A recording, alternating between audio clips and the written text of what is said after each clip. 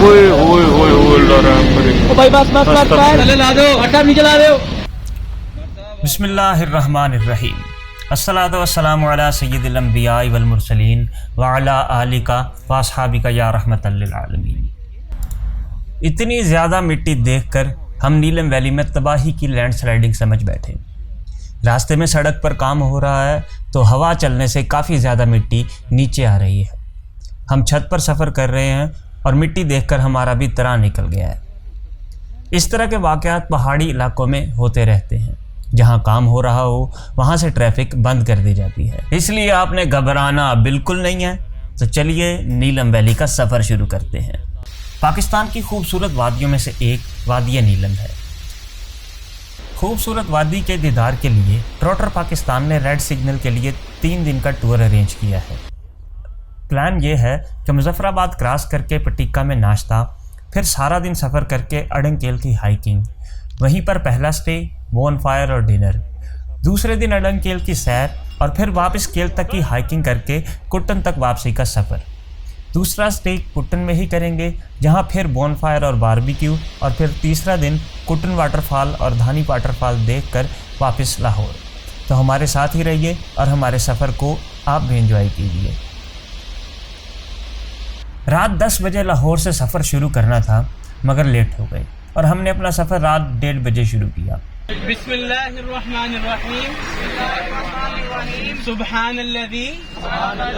रातों रात मोटरवे और फिर इस्लामाबाद के करीब सुबह हुई, जहां बरास्ता मरी से होते हुए सुबह 8:30 बजे के करीब मुजफ्फराबाद पहुंच गए। मुजफ्फराबाद से चंद मिनट दूर पहली आबादी पटिक्का की आती है। दरियाए नीलम के करीब इंतहाई खूबसूरत नाश्ता की जगह है।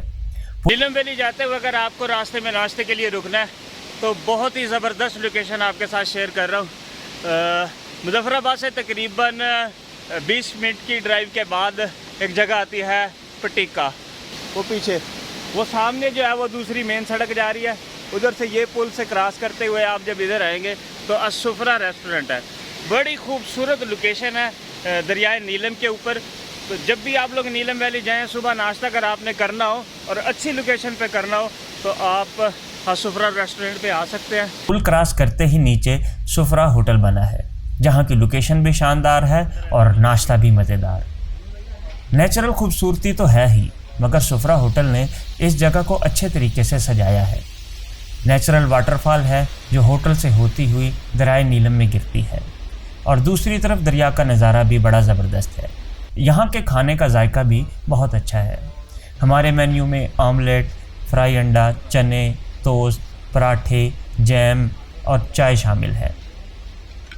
नाश्ते से फ्री होकर पहली ग्रुप फ़ोटो भी ज़रूरी है, और फिर अब आगे की तैयारी करेंगे। अब तक 11 बज चुके हैं। 1.5 घंटे के बाद दूसरी ब्रेक सीधा चिल्हाना क्रॉसिंग पॉइंट पर लगी है। यहाँ से LOC बिल्कुल सड़क पर आ जाती है। दरिया पार भारतीय फ़ौज नज़र आती है और उनका परचम भी साफ दिखाई देता है। यहाँ कुछ रुकने के बाद आगे चलते हैं। दरियाए नीलम के साथ साथ सफ़र काफ़ी देर का है।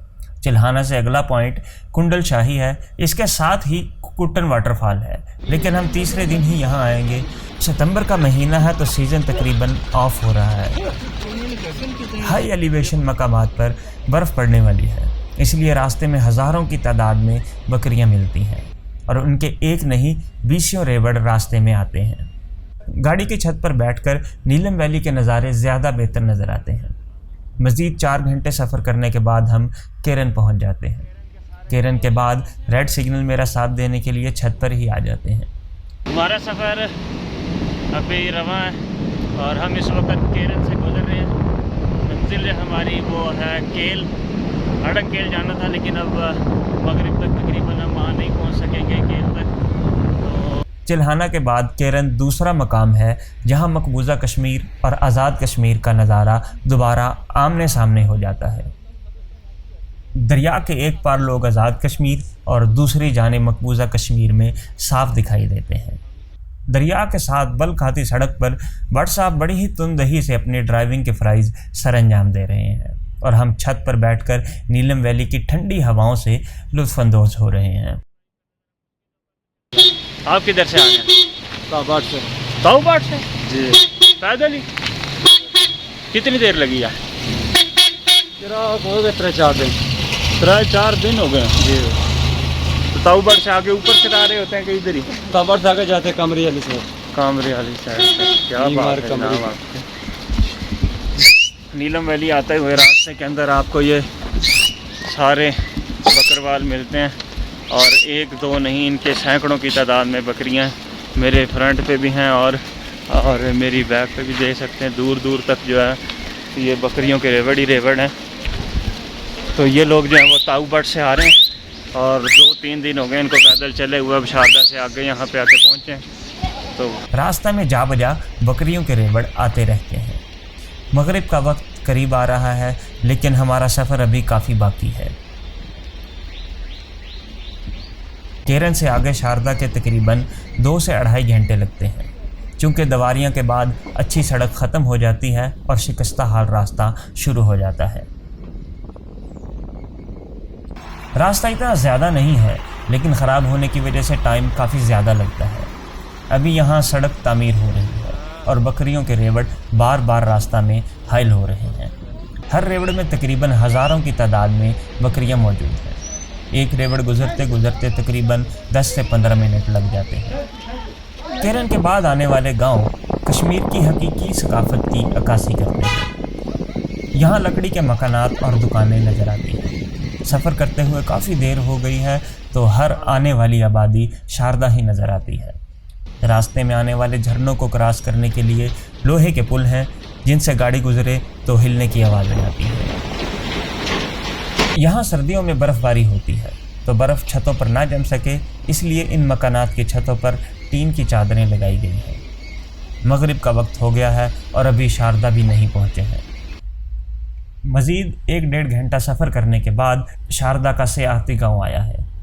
यहाँ से आगे केल का रास्ता काफ़ी ख़राब है और आगे 1.5 घंटा मज़ीद लग सकता है। तो रात को सफ़र करना मुनासिब नहीं, इसलिए आज हम अपने टारगेट पर नहीं पहुंच सकेंगे। आज शारदा में ही क़याम करेंगे। दरिया के बिल्कुल साथ ही अल राशिद टूरिस्ट रिज़ॉर्ट है। रात यहीं गुजारेंगे। रात काफ़ी हो गई है और भूख भी बहुत लगी है, इसलिए आते ही रात के खाने का ऑर्डर दे दिया। यहाँ चिकन कढ़ाई से डिनर किया और फिर लान में दरिया के साथ ही बोन फायर के लिए सारे इकट्ठे हो गए हैं। हमारा सफ़र काफ़ी तवील था, थकन भी काफ़ी है। आज बोन फायर के बाद अपने आज के दिन के सफ़र का इख्तिताम करेंगे और कल फिर अपने अधूरे टारगेट को पूरा करेंगे। कल अड़ंकेल जाना है जो इंतहाई खूबसूरत गाँव है, तो इसलिए अगली वीडियो आप ज़रूर देखिएगा।